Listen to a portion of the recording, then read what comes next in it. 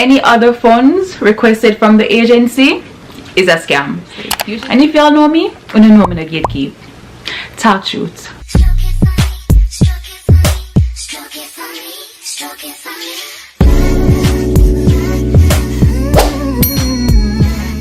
Hey guys, welcome back to the channel. For those of you who are new here, I am Santina, and on this channel I do lifestyle, fashion, faith, and also business tips and tricks. So if you love those type of contents, ensure that you smash that subscribe button and join the Bougie Babe family. So as y'all can see from the title, we are going to be discussing everything that relates to H2B, getting on the program, as well as landing your very first job.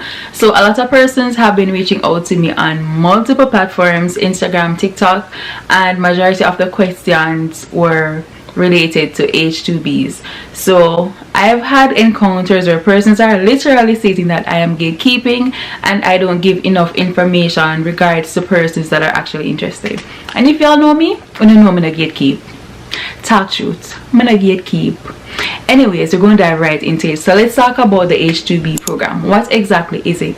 So the H2B program is basically a non-immigrant sponsorship program where employers in the USA vet persons in different countries, specifically Jamaica. So basically what the H2B program does, it permits employers to give persons the opportunity to come to the USA to work for a short period of time, and that would be non-immigrants. So these can be persons from different countries, but I know that a lot of Jamaicans can or are participating on the H2B program. For one, it is easier to get these type of people to work in the USA. So I'm going to be using a few terms that might be foreign to a lot of persons, but I would recommend for you to familiarize yourself with these terms. So a lot of employers will reach out to the government so that they can request for a petition. A petition is basically you telling the government that you want the non-immigrants, which would be us. We don't have the legal right to work in the USA, so they have to go through a process. Once they submit the request for the petition, it has to be approved by the government. Once this is approved, that is when they can actually sponsor these jobs. So whether it's in housekeeping, waitering, mechanic, whatever non-agricultural work it is, that is how the process starts. So there are a few sites that you can go on to request or sign up for the H2B jobs, similar to Indeed. So a lot of persons might ask, how do I go about getting on the H2B program? You don't need an agency to do so. I know that a lot of agencies are now in Jamaica that they might be doing the work and travel and also the H2B, but you don't necessarily need to use an agency to come on the program. Now that we have a clear understanding of what the program is, I am going to now talk about the 3 ways in which you can land your first job, or ways in which you can apply. So for one, you can actually go on the Ministry of Labor website in Jamaica, where you'll see a list of different job opportunities, which is popularly known as farm work. So it will give you a breakdown for jobs that are available in Canada, the US, and for hospitality and leisure. The requirements for this is a year experience, I think, along with your ID, TRN, and NIS. You can just type in Ministry of Labor and Social Security in Jamaica or Ministry of Labor H2B jobs, and it will give you a breakdown of all the information that is required. So once you sign up with the government, they can always provide the jobs for H2B, the Canada program, and the farm work. So that is one of the ways in which you can land an H2B job. The second option, you can always use an agency. So if you know any agencies around your area, I think there is a list. You can find H2B jobs or agencies that vet jobs for persons that want the H2B. One thing to note, these agencies can be very biased, because the moment certain jobs pop up, everybody wants to go foreign and everybody wants the opportunity to work overseas. So they're going to always be biased in terms of getting their friends and family to fill those positions. So random persons like myself, if it's a case where I should go to an agency, I won't get a job so easily, because for one, they're going to require some form of experience. I specifically dealt with J&H recruiting agency. However, I always tell persons I did not directly work with them for them to vet my job. My experience, I actually went on a J1 internship, and that's a paid internship. That's a totally different topic that I'm going to be discussing further on in the video. I don't want to stray from the actual topic, but I didn't work directly with them. Basically, I would have already had some form of experience with the company that I did the J1 internship with, and I was requested by them. However, the agency that I would have used, they normally get the petition for certain companies that work directly with them. Whatever documents is required, they would normally send it directly to the agency, and then they would do the actual process of the visa processing, the documents, pay rate, and all of that good stuff. That typically sums up the agency aspect. A lot of persons might not get through when they reach out to these agencies, hence I always recommend for persons to just do it independently. I know of a few persons that come up on the H2B program that did it independently. They speak transparently about it and their actual experience on doing so. Maya McGregor, for one, I found her on my TikTok, and I also subscribed to her channel because I wanted to get a lot more knowledge in regards to how you can independently go on the H2B program from Jamaica. She speaks about that pretty clear and well, so I would recommend for you guys to check out her channel as she discusses a lot. So it is not hard, guys. You just need to do your due diligence and do your own research. There are different sites that you can check out in terms of landing your first job. I usually recommend Seasonal Connect or simplehired.com. Those will be links in my description. You can simply click on these links and check out the outer country jobs, like different companies that are actually sponsoring H2B jobs. It's that simple. So if you're wondering your first step, just ensure that you have an up-to-date resume. The resume should include whatever experience you have, specifically for hospitality, because majority of these jobs are hospitality based. So you know the employer will want persons that have some form of experience in that field. As much as you'll be trained when you get here, you still need that experience. You have to customize your resume in a way where it can be appeasing to these employers, because you know there are lots of persons that are already on the program and they are sourcing different jobs, whether it's a case where they didn't like where they were before, so they'd be at an advantage. So you have to work on your resume to the best of your ability so that you can stand out. It's similar to you applying to Indeed. So once you submit your information, what you have to do, if it's a case where you haven't received any form of updates, don't give up and say you have been trying to apply and nobody's reaching out. You're the one looking for the job, so you have to follow up with these companies. There's always some form of email address that you can reach out directly to the HR. You can always call. There's a contact number and there's an email, so you can always follow up on your resumes to see what exactly is happening, or if they can schedule you for an interview to see if you're best fit for the job that you would have applied for. So I had posted a video regarding a Q&A on my Instagram page and TikTok. So a few questions were sent. Majority of the questions are similar or the same, so I won't be going through everyone's messages. The first one was, what are the requirements for the H2B program? That was previously explained. Basically all you need is some form of experience in the hospitality industry and leisure. Whatever job you're applying for, you need some form of experience, unless it's a case where you're recommended by somebody, and at the same time they might still need some form of experience on file. At least a year experience, I would say, but most agencies will require for you to have at least 4 years experience, and I'm specifically referring to the agency that I would have used. So they usually require 4 years experience for line cooks, I think, for popular food chains like McDonald's, Wendy's, and which I don't think that is really necessary, but they're really making it hard for persons that really want to go on the program.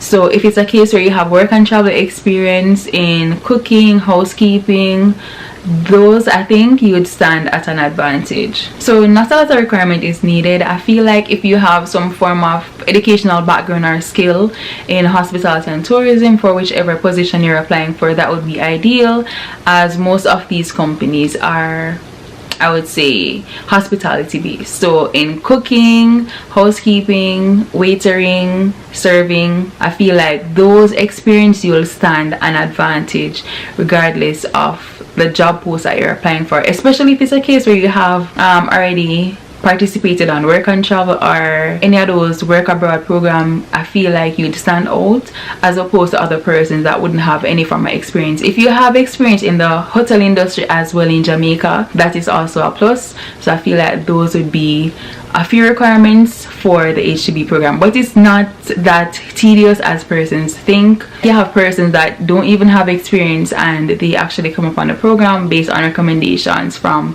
family members or friends that would have already been on the program. Alright, so can you help me to I don't think this is a question but a request. Somebody asks, how does the H2B program goes? I'm gonna give a general info on that. Can you say what agency you use for H2B?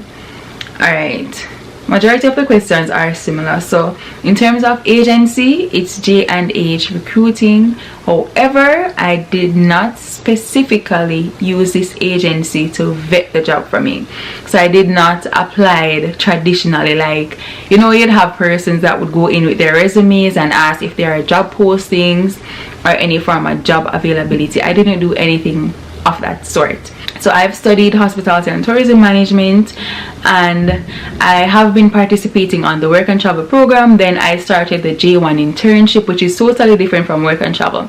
This is basically a 12 to 18 months training or traineeship, I think. So you basically work in the USA with employers, and based on whatever skill is taught, you get to go back in Jamaica. Usually there's a 2 years ban in your book. After that, you're able to travel on programs. So not because you have the ban in your book mean that you're not able to travel with your B2 visa to visit your family and friends. It's just that you can't work on programs. So I had to take 2 years off before I could travel on programs and all that good stuff. My employer knew of that. When the 2-year ban ended, my manager literally requested, he asked if I wanted to come back on the program, and who would have turned down an offer like that? Tell me.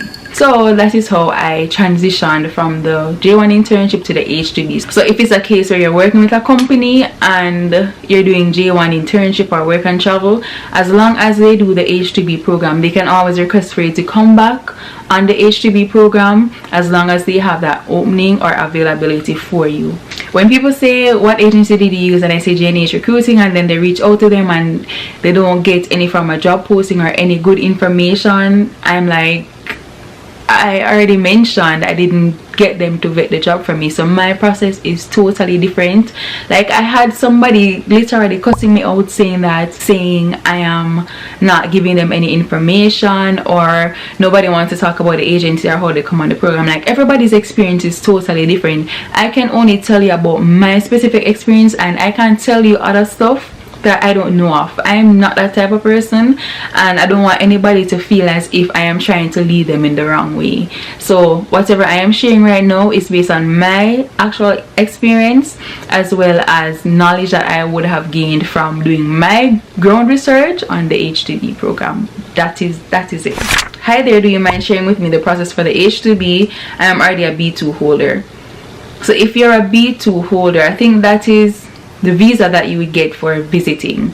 If you have that type of visa, you will still need to get sponsorship for the H2B visa. That is totally different from the visiting visa. So coming up here on the visiting visa, that now go work, you're literally illegal to work because that visa is specifically for visiting. Another question, hey doll, if you don't mind me asking, which agency did you use for H2B work and travel? Alright, so H2B is totally different from work and travel.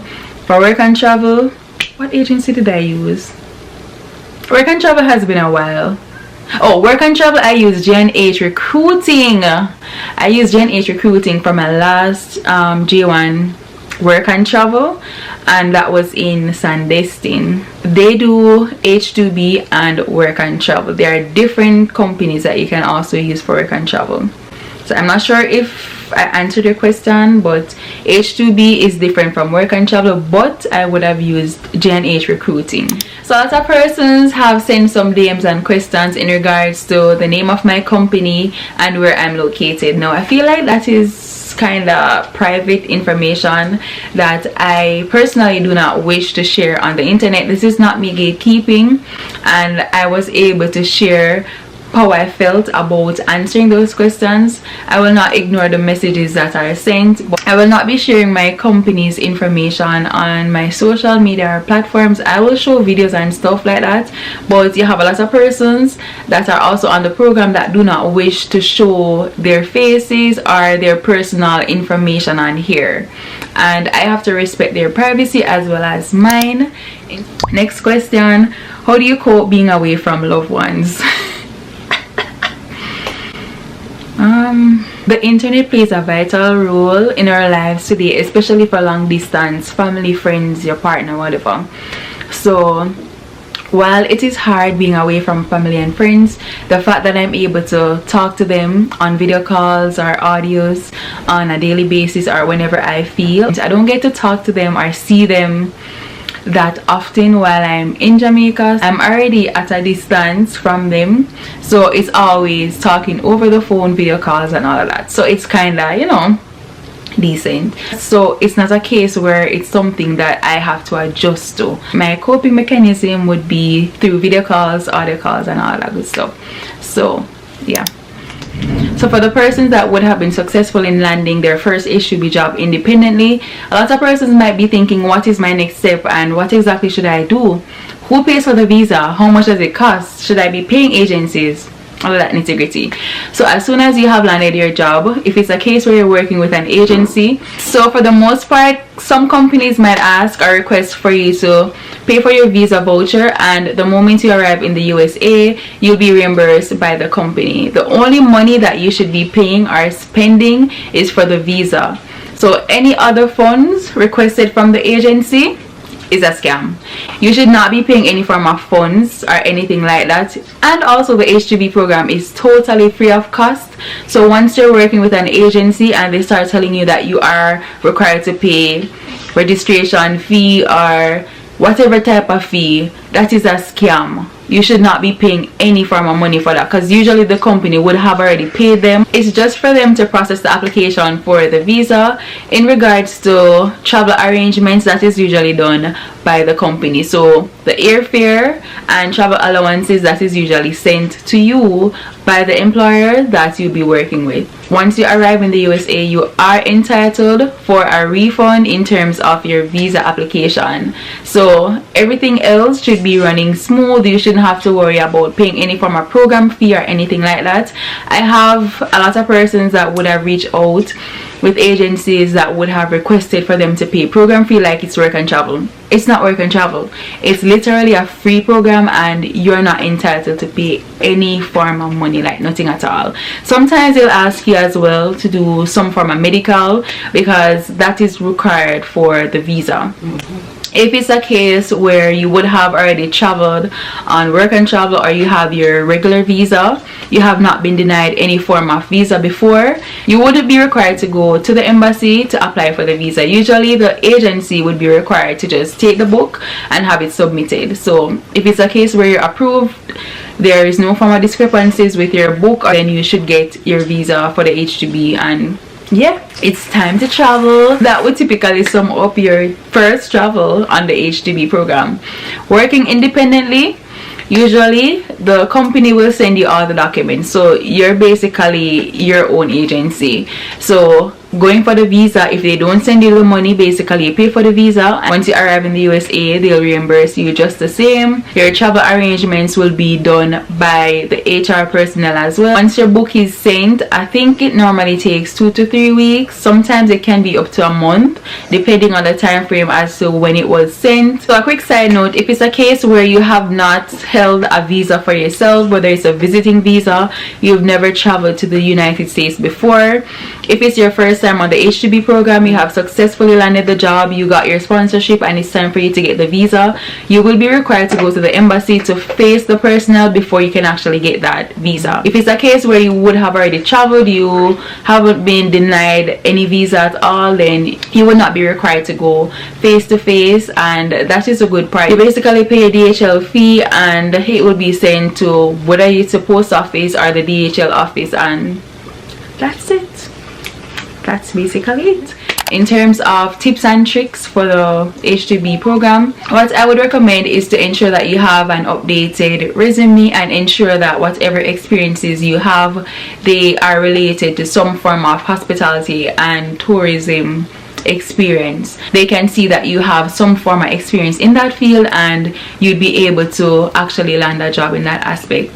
As I've mentioned previously, it does not take a lot. It's not a tedious task, as all you need is to just apply and the experience. You don't need any other formal requirements if you have experiences in work and travel as well.